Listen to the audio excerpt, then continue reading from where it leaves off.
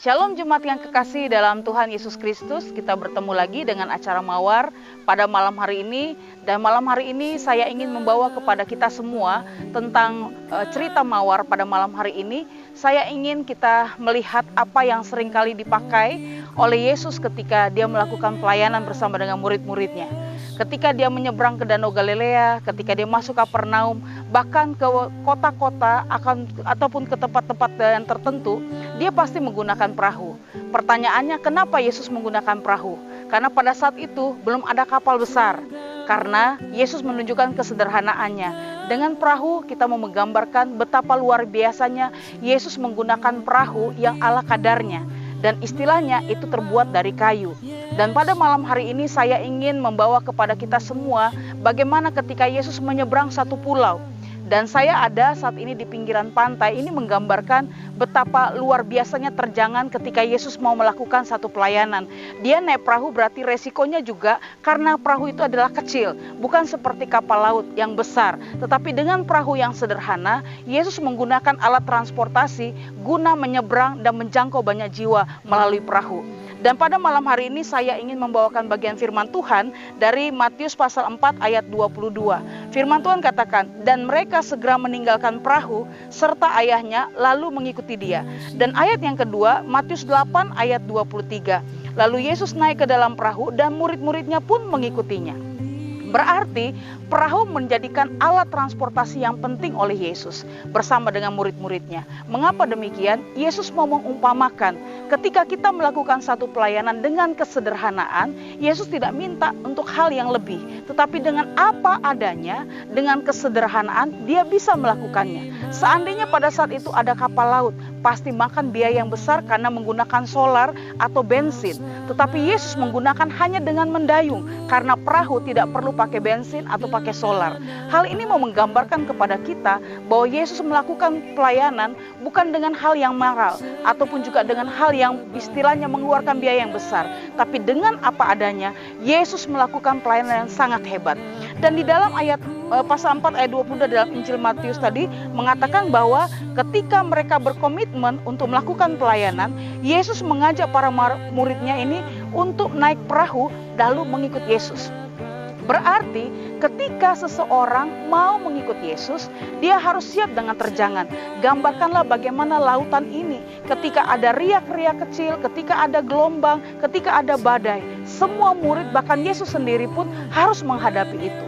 Itu berarti ketika kita diberikan perumpamaan kenapa Yesus menggunakan perahu, supaya setiap orang siap dalam segala sesuatunya. Bahkan di dalam Injil Matius pasal 8 ayat 23 pun digambarkan. Lalu Yesus naik ke dalam perahu dan murid-muridnya pun mengikut dia. Istilahnya Yesus menggambarkan kepemimpinan dengan kesederhanaan. Murid-muridnya pun juga harus mengikuti apa yang kebiasaan Yesus.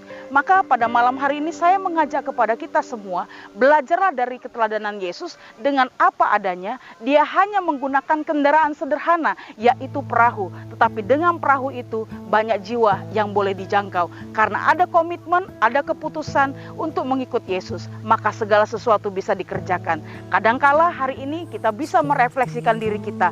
Kita kalau mau melakukan sesuatu hal, jangan kita tunggu untuk mendapatkan segala sesuatu dulu, maka kita baru mengerjakannya.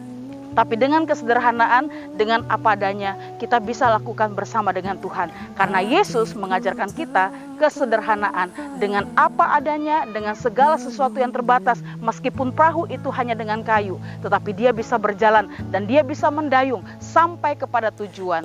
Maka hari ini sesulit apapun, jangan kita pernah menyerah, tapi gunakan segala sesuatu yang ada guna mencapai satu tujuan. Oleh sebab itu jemaat yang kekasih dalam Tuhan Yesus Kristus, belajarlah dari perumpamaan Yesus bagaimana ketika dia menaiki perahu. Perahu yang panjangnya 8,2 meter dan lebarnya 2,3 meter itu terbuat dari 12 jenis kayu. Mengapa begitu? Salah satu kemungkinan ialah kayu sulit diperoleh pada zaman itu. Kemungkinan yang lebih besar ialah pemiliknya bukan orang kaya. Perahu tersebut telah seringkali diperbaiki hingga akhirnya dibiarkan tenggelam. Di sana, perahu tertutup lumpur yang mencegahnya dari pembusukan bakteri. Sewaktu berita tentang temuan itu menyebar, perahu itu dijuluki Perahu Yesus. Tentu saja, tidak seorang pun benar-benar menganggap bahwa perahu inilah digunakan oleh Yesus atau murid-muridnya. Tetapi yang membuat para sejarawan maupun pakar Alkitab tertarik pada perahu ini adalah umur dan kesamaannya dengan perahu-perahu yang digambarkan dalam kisah-kisah Injil. Kesulitan berikutnya adalah mengangkut perahu yang rapuh ini ke tempat yang jauhnya 300 meter untuk dilestarikan. Lapisan poliuretan yang melapisinya memang kuat, tetapi kayu yang telah rapuh itu bisa rontok akibat guncangan mendadak. Tim memilih jalan keluar yang kreatif.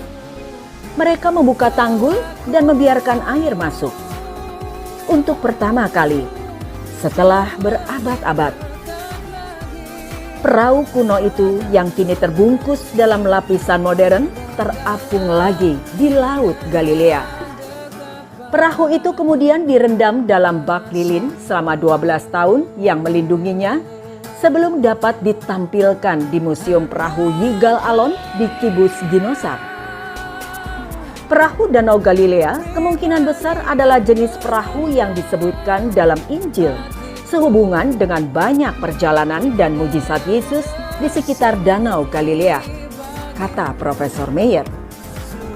Panjangnya 27 feet, lebar 7,5 feet, dan tinggi 4,5 feet yang cukup luas untuk 13 orang, Yesus dan 12 murid.